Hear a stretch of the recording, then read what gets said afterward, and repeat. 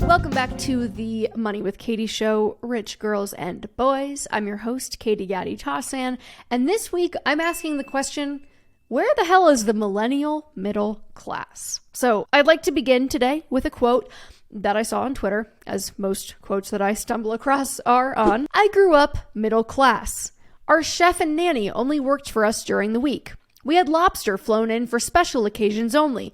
I had to take out the trash. Today, I would need to make $1.5 million per year to live like this. What happened to the middle class?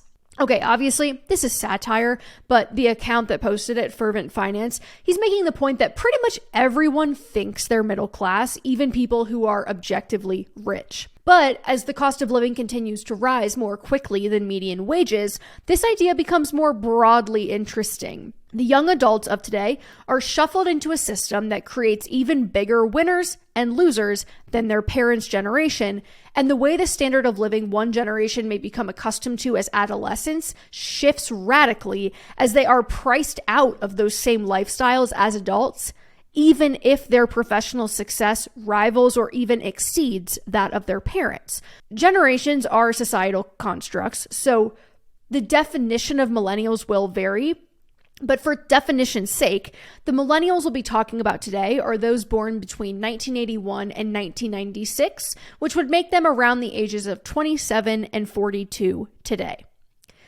Speaking of societal constructs, what does middle class mean anyway? And how do we think about class stratification more generally? To back up a half step, wealth inequality is typically measured using something called the Gini index. So the Gini index is a statistical attempt at quantifying how unequal the distribution of money is in a given system, where a coefficient of 0 would be perfectly equal distribution and a coefficient of 1 would be perfectly unequal distribution. And I think you'll see where I'm going with this in a minute, because of the 35 countries named by the Organization for Economic Cooperation and Development, or OECD, the US has the fourth highest Gini coefficient at 0.375, with only Turkey, Mexico, and Costa Rica ranking as more unequal by that measure. So while income and wealth inequality is a fixture of American life more broadly by this measure, it is especially pronounced in the millennial generation. According to data from the Federal Reserve's 2019 Survey of Consumer Finances, the median net worth of someone aged 30 to 34 is just like $19,000 or thereabout, while the net worth of a top 1% 30 to 34-year-old is $1.37 million. This means that the net worth of this tranche of 1% millennials is 70 times larger than the median for their age bracket. And the story's even more damning for the 35 to 39-year-olds, for whom the median net worth is about $36K, while the 1% net worth is $2.8 million, which is 77 times larger. This data isn't perfect, and now it's 3 years old. So the 30 to 34 crew that they were studying back then are now 33 to 37, and the 35 to 39 camp are now 38 to 42, though it's worth noting that all of these people are still millennials. For context, the 60 to 64 group, that's inclusive of boomers, has a 1% net worth that's 60 times larger than the median counterpart, and the 65 plus camp's 1% net worth is only 54 times larger than the median, as opposed to that 70 to 77 times range. So the millennial generation has a higher level of wealth disparity, which is particularly interesting given how millennials are often discussed as this economic monolith. We'll be right back after a message from the sponsors of today's episode. Close your eyes and picture yourself feeling calm, confident, and relaxed. Bet you never thought you would feel this way while doing your taxes, am I right? Our presenting sponsor, TaxAct, can make this feeling a reality with easy-to-use software that takes the stress out of filing. You can use TaxAct Expert Assist to get free, unlimited assistance from their team of tax experts who can answer any and all of your questions. They also guarantee their software is accurate and that you'll get your max refund with their $100,000 accuracy and maximum refund guarantees. Don't put off doing your 2022 taxes. Get started with TaxAct for free at taxact.com/moneywithkatie. That's taxact.com/moneywithkatie. Now, Middle class, as we've already highlighted, is a bit of a slippery, nebulous term. A 2015 Pew Research study found that 89% of Americans believe they are middle class. 10% believed they were lower, and only 1% called themselves upper class. And while income is usually the metric that we use to siphon out from lower, from middle, from upper, middle class as a term tends to connote something else. It's about economic security and the chance for upward mobility.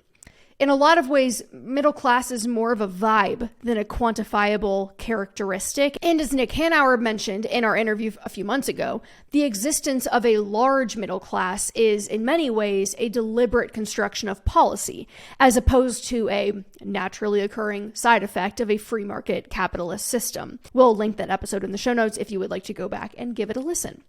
Still, we have valuable data, so let's try to identify middle class wealth, or put another way, a middle class net worth. Pew notes in their study the median wealth of the middle class in 2013, $98,000, compared to the median wealth of the upper class at $650,000. Now that's for the whole society, not just one generation. It's overall. Adjusted for inflation, that puts median middle class wealth at $125K today and median upper class wealth at $816K today. Unfortunately, there are no clear lower or upper bounds. So it's not like you can say, oh, once you breach this boundary, now you're officially middle class. So the best measure that we have really are these median thresholds. They kind of give you this ballpark. But the fact that this is such a wide range reinforces my earlier thesis that middle class is a vibe, not necessarily a specific number in your bank account. So how large was the millennial middle class in 2019 when the survey was conducted? For the 30 to 34-year-old cohort of millennials in 2019, so our middle of the pack aged millennials,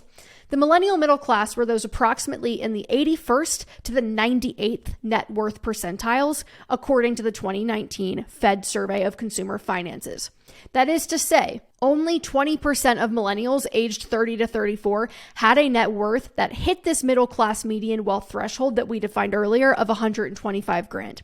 A full 80% of them were below that benchmark. And only 30 to 34-year-olds above the 98th percentile, the top 2%, breached the upper class median barrier of around 800K. For the 25 to 29-year-old crowd in the survey, our youngest cohort, who are now 28 to 32 and still firmly millennial, the middle class was the 90th percentile upward. So the top 10% would be considered broadly middle class by wealth. Those in the 25th percentile had a negative net worth, and those in the 50th percentile had a net worth of around $10,000.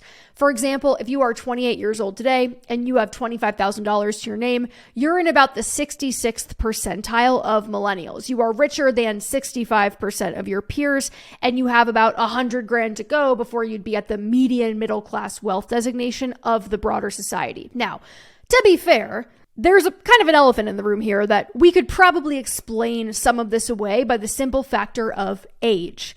It is common to have more debt and therefore a lower net worth when you're young and accrue more wealth over time as your investments compound. For example, the median net worth for the 50 to 54 crowd was $122,000. That said, the type of debt young people hold today compared to the type of debt their predecessors had in their young age is different. In some ways, we're kind of witnessing a grand experiment at scale because we have not yet seen a generation come of age and begin building wealth with such a staggering liability on their balance sheets that didn't have a hard asset to offset it the way student loan debt does. Still, when you consider it that way, it's almost like people have a better shot of aging into the middle class. That explanation is consistent with data found in conservative economist Thomas Sowell's book, Discrimination and Disparities, which I've been reading to try to challenge my own perspectives.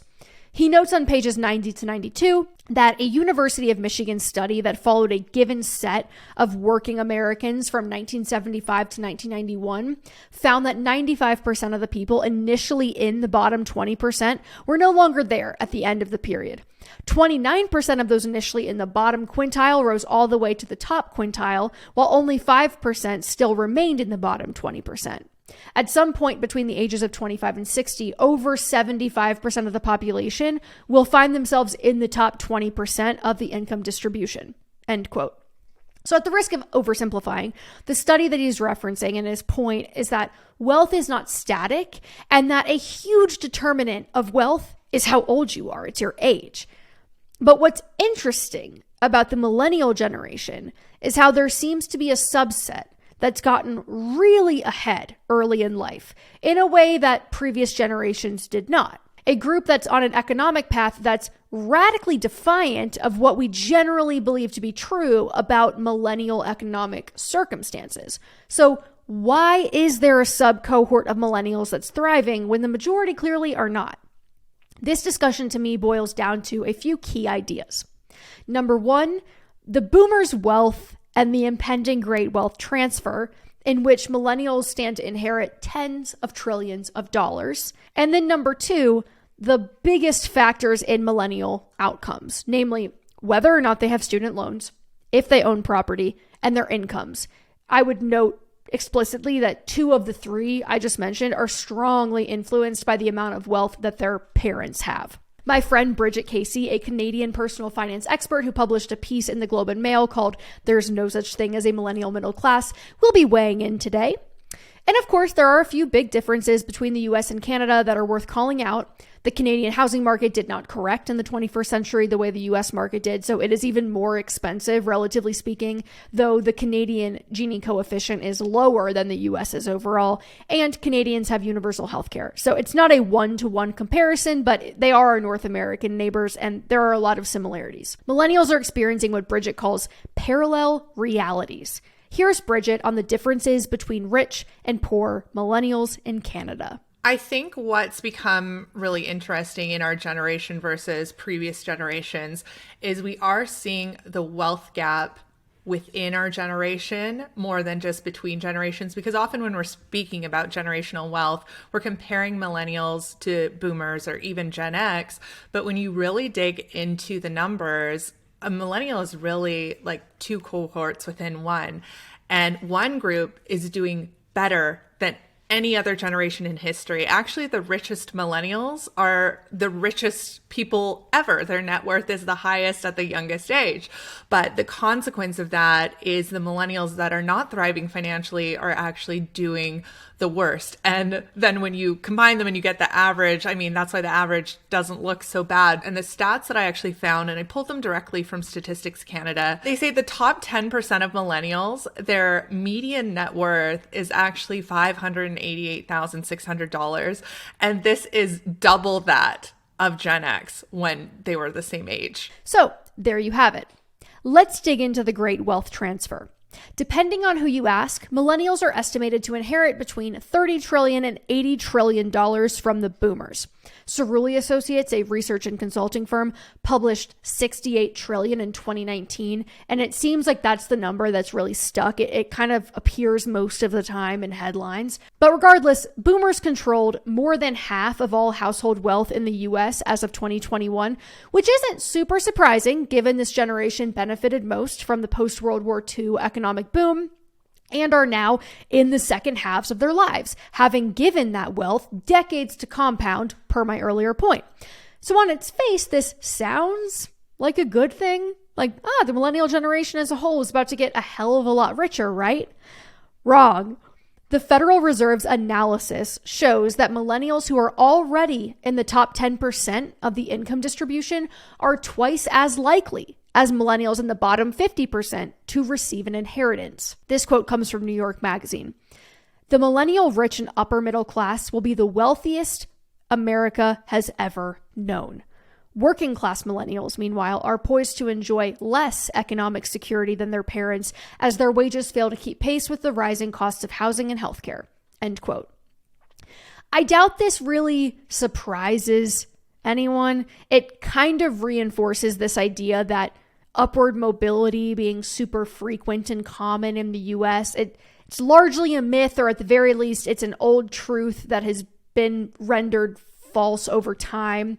Visual Capitalist found someone born in 1940 to a family in the 50th percentile of earners had a 93% chance of out-earning their parents, yet someone born in 1980 to that same family had only a 45% chance of out-earning them. And it's worth noting that it's not just posthumous inheritance that creates this gap. It's not just the great wealth transfer to come.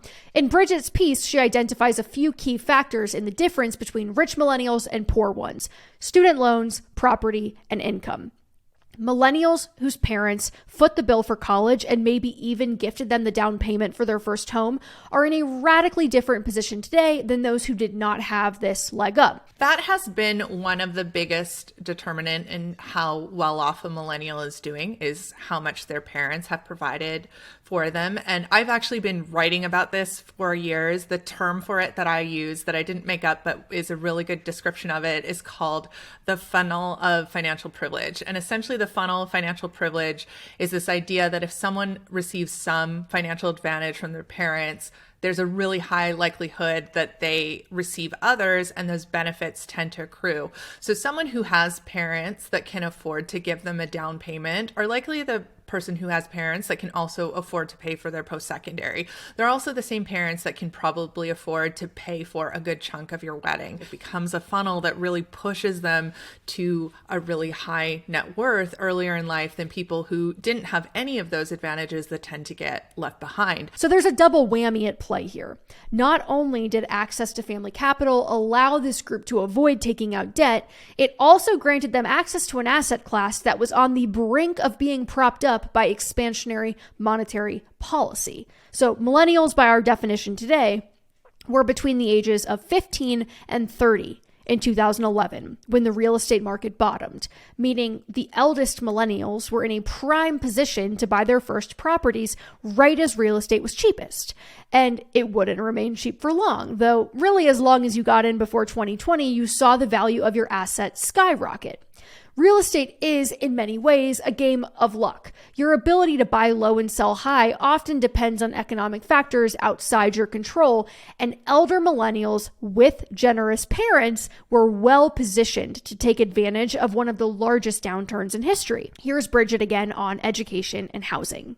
And in Canada, our housing market is grossly inflated, and that's been known for 10 or 15 years. Everyone's been crying bubble for as long as I can remember. And so what has happened in recent years, we have seen house values increase so rapidly. And so if you were able to get a down payment very early on, right after when you graduated university or even while you were in university, you really benefited from that run up in home prices. Whereas if you didn't receive a down payment, you just got left further and further behind. And many millennials actually feel they will never be able to afford a home. So as Bridget noted, there is a bit of a correlation between millennials that benefit from one. They are more likely, statistically speaking, to benefit from the other.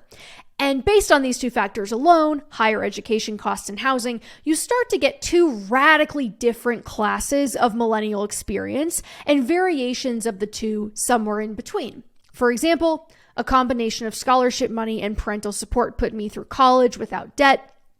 And I am currently a high earner, though I don't own any real estate and I did not benefit from that expansion. But real estate appears to be a massive player in millennial 1% wealth. So I stumbled across this 17-page 2019 PDF from Coldwell Banker while I was reading up for this episode, and it's loaded with images that look like they literally searched satire of the 1% in Getty Images and then just auto-populated the report with it. Yachts, private jets, the whole nine. But it had a few eye-popping claims. 92% of millennial millionaires own property, and the average number of properties a millennial millionaire owns is 3. And their average real estate portfolio value is $1.4 million. Weirdly, the report also claims that only 20% of millennial millionaires went to college, which kind of thrusts the whole thing into questionable territory for me, but I was unable to find any data that either refuted or confirmed that claim because most other sources used this source as its citation material. Obviously, we have to consider the source. They are a real estate company, but assuming these numbers are anywhere close to accurate, the real estate run-up in the US has played a substantial role for wealthy young people. This tracks as real estate is an asset class most often purchased with leverage, and once you own one asset, you are often able to parlay that asset into owning more.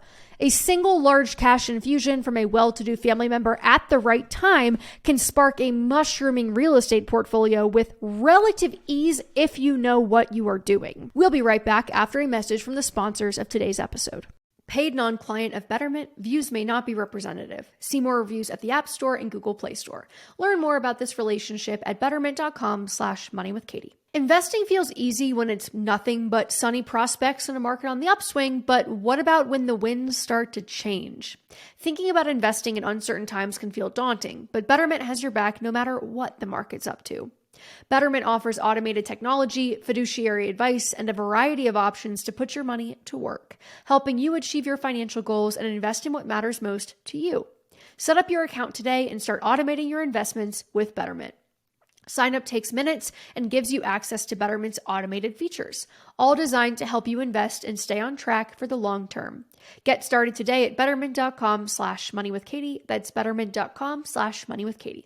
Investing involves risk. Performance not guaranteed. Incomes are another consideration, and Bridget points out that one field in particular has been a boon for those born between 1981 and 1996. I was thinking about what major shifts we've really undergone in the past 20 years.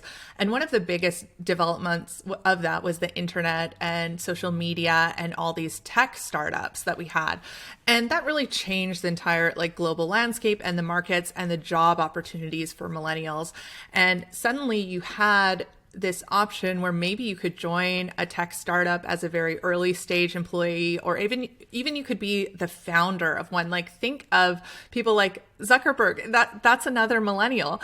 And if you had the luxury of getting into one of these technology companies very early, or even if you found a way to build a business online, this goes for every single influencer that's online, every blogger. Some people are $1 million YouTubers, and that's because of the technology. So this has been an incredible opportunity for millennials to build wealth. And it was really accessible to most people. You can still become a TikTok star and all you need is a phone. And you just didn't have that kind of opportunity in past generations. And the result was many, many millennials were able to become multimillionaires in a short time frame just because of the technology that was available in order to do so. So Bridget mentioned Zuck, and my favorite neoliberal fun fact is that pre-Meta meltdown in 2021, Mark Zuckerberg supposedly owned 2% of all millennial wealth. Now, it's probably disingenuous to claim that the advent of tech prominence is the first time in history that an industry has unlocked high salaries for young people, because before tech, it was finance, and of course, there's still a lot of money to be made in fields like law and medicine. The aforementioned Coldwell Banker report pointed out that only 14% of millennial millionaires are business owners, which suggests that the majority are either employed by someone else or living on someone else's capital entirely. And importantly, to me, it highlights that millennials that have struck gold through taking advantage of new media like Alex Cooper and her $60 million Spotify contract are an aberration. The point is, millennial is not an all-encompassing economic life sentence. According to Bridget, it appears there is only the very rich millennial and then everyone else, which creates an interesting conundrum for media outlets trying to cover the generation as a whole, although we have seen a definitive tonal shift in the last few years. In an excellent essay for The Drift, Kiara Barrow wrote, "Widening income and wealth inequalities and millennials' dim economic prospects have led the media to reevaluate its initial verdict on the generation. First, we were entitled, distracted avocado toast addicts who could not budget. But the past few years have seen an increasingly sympathetic shift, as even the bootstrap scolds have been forced to admit that structural factors might be impacting our generation's failure to meet expected benchmarks of middle-class adulthood. Publications that were once obsessed with admonishing us became obsessed with declaring our economic prospects hopeless." End quote. But as we've seen, all millennials are not created equal. Much like the population as a whole, the top 10 to 20% of millennials are really thriving. The other 81 to 90%, not so much, if the earlier figures revealing that only the millennial net worths above the 81st percentile qualified as middle class wealth were any indication. So what's at stake for this generation? Bridget again. The consequences of not addressing how severe this class divide is becoming, especially within our own generation, are severe. There's economic consequences, and there's also just well-being consequences. We're ending up with this, like I said, there's two cohorts within the millennial generation, those who are thriving and those who are barely surviving. And when you end up with a class break like that, it stalls the economy, because if you really erode the middle class, you lose that consumer base that we need for economic growth. And you also end up, unfortunately, with a lot of civil unrest. And I think that's what we're starting to see hints of, like this movement of eat the rich is just beginning, and it's going to continue to grow stronger, because when people do not feel seen, when they don't feel heard, when they don't feel valued, and when they don't feel like they can enjoy economic security, it does eventually, as we know from history, lead to a riot, and some heads will roll. And if you're one of the millennials that have succeeded in this space, I mean, you don't want to be the one on the guillotine. We also asked Bridget what she thinks we can do about it, and she articulated her fears about the path that we're going down. I think the things that we really need to do to combat this is we need large-scale policy changes that really support the low-income people that are struggling. I really believe in things like free post-secondary education, free healthcare. I would love to see a universal basic income, because I do think we have to protect the most vulnerable populations, because I don't think anyone should die from poverty, which is to die from wealth inequality.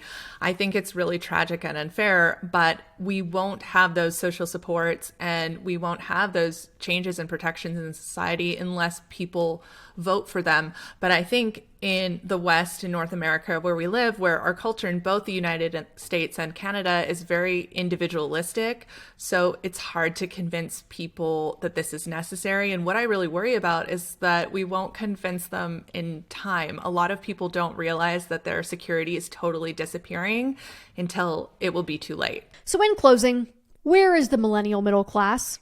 After digging into this question, history would tell us that, to some extent, it is statistically likely that more of this generation will age into the middle class over time.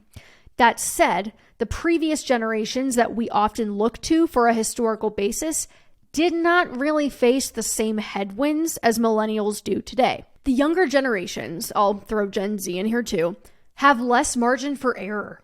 And this makes financial literacy, political engagement, and community care more crucial than they've ever been before, if you believe that increasing intragenerational inequality is a problem. As I've said before, I don't think financial literacy alone is the solution to these problems, like unaffordable higher education, the median home being twice as expensive in real terms as it was in 1985, all else held equal. But it can be a life raft in otherwise choppy waters. If you are dealing with student loans, you can't afford a house, and you don't stand to inherit a bunch of money from your rich-ass boomer parents, there's really only one piece of the puzzle that we talked about today that doesn't rely as fully on external factors: your income. Increasing your income creates other opportunities like increased saving and investing. And if you are trying to determine where to focus your energy as a millennial trying to get ahead in 2023, I think the answer is clear, that it's increasing income, developing more marketable skills, working to surface more opportunities more frequently, trying your hand at different things. Income generated through increasing your human capital is the highest point of leverage for many young people, without the other tailwinds that we described today, like family wealth or a house that you bought in Boulder in 2012. It's where your time and energy are likely going to go the farthest and provide the highest ROI. All right, y'all, that is all for this week. Before we go, comment below what you thought the most interesting part of this conversation was, and remember to like and subscribe to our channel. I will see you next week, same time, same place, on The Money with Katie Show. Our show is a production of Morning Brew and is produced by Henna Velez and me, Katie Gaddy Tossan. Devin Emery is our Chief Content Officer, and our video editors are Christy Muldoon, Sebastian Vega, and Nicole Friedman. Additional fact-checking comes from Kate Brandt.